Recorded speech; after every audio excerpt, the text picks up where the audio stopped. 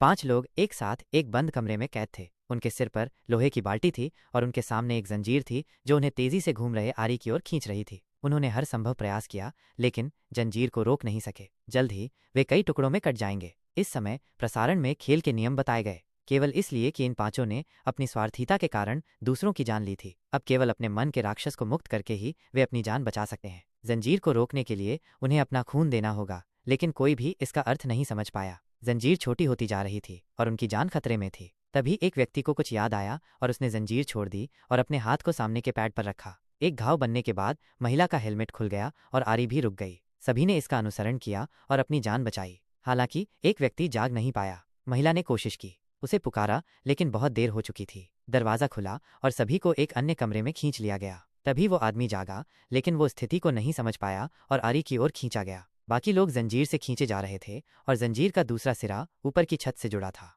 स्पष्ट था कि अगर वे जंजीर को नहीं रोकते तो वे फांसी पर लटक जाएंगे। तभी 3 भयानक पुतले नीचे गिरे और उन्होंने बचने का तरीका बताया। यह चरण उस छोटे बालों वाली लड़की के लिए था जिसने लूट के दौरान एक राहगीर की जान ली थी, लेकिन अब उसे जहर का इंजेक्शन दिया गया था और एंटीडोट सामने के 3 इंजेक्शनों में था। बाकी उच्च सांद्रता वाला सल्फ्यूरिक एसिड था। छोटी बालों वाली लड़की निर्णय लेने से डर रही थी। जंजीर ने सभी को उठा लिया और जल्द ही सभी कागला घुट जाएगा। अपनी जान बचाने के लिए दाढ़ी वाले भाई ने सभी इंजेक्शनों को छोटी बालों वाली लड़की के शरीर में डाल दिया। अगले ही पल जंजीर खुल गई और सभी बच गए, लेकिन छोटी बालों वाली लड़की जड़वत होकर जमीन पर घुटनों के बल बैठी थी। सभी ने देखा कि वो तेजाब से गल रही थी। इसके तुरंत बाद अगले चरण का दरवाजा